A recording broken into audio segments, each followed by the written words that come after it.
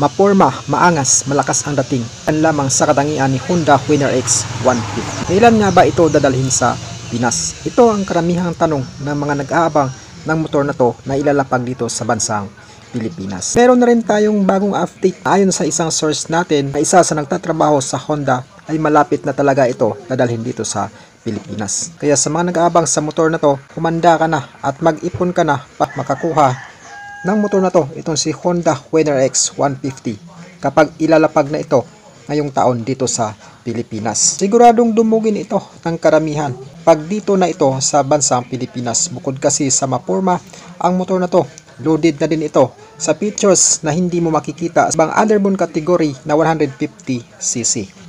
So itong si Honda Winner X 150 ay equipped ng ABS sa braking system niya na di mo makikita sa ibang kategory ng underbone na 150cc. Itong ABS, pakaganda ito sa braking system ng motor.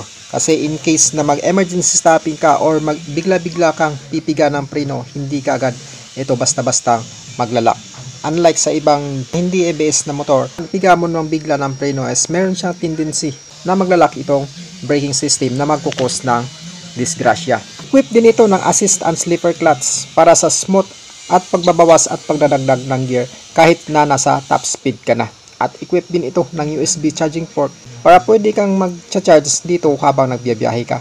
So sa features pa lang ng motor na to mga idol, so napaka loaded na talaga. So samahan mo pa yan na naka LED headlight, signal lights at saka tail light. So lahat ng ilaw ng motor na to na makikita mo dito sa Honda Winner X 150 is naka LED na. Equipped din ito ng telescopic fork suspension sa harap at na monoshock absorber na rin sa likod.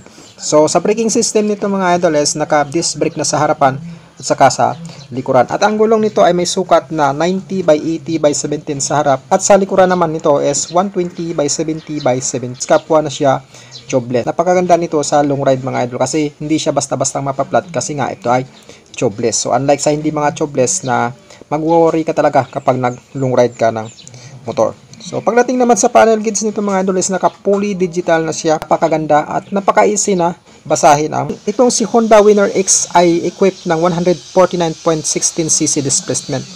So ito ay 4-stroke single cylinder liquid cooled system mga idol at program ito ng fuel injected na.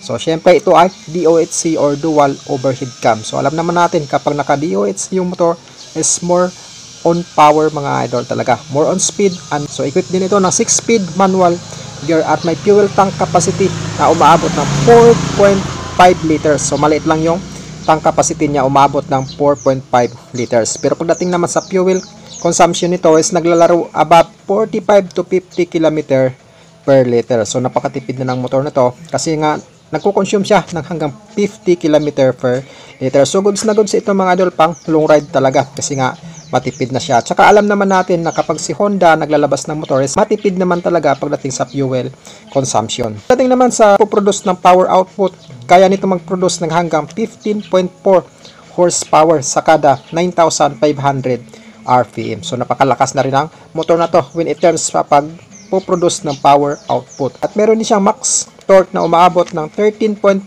Nm sa kada 6,500 RPM. So pagdating sa power output saka sa torque, napakalakas na ng motor na to. So perfect talaga ito pang long ride mga idol ang motor na to kasi nga napakalakas. Hindi ka basta-basta bibitinin ng motor na to. Bukod sa maporma ang motor na to, itong si Honda Winner X 150 matipid na rin sa gas at saka malakas na rin pagdating sa power output saka sa torque. So itong si Honda Winner X, wala pa talagang ibinaba na kung magkano talaga sa price ng motor na to kapag nilapag dito sa Pilipinas. Pero dahil nga sa loaded ito ng features mga idol na meron na siyang ABS, meron siyang assist and slipper clutch at syempre meron din siyang charger.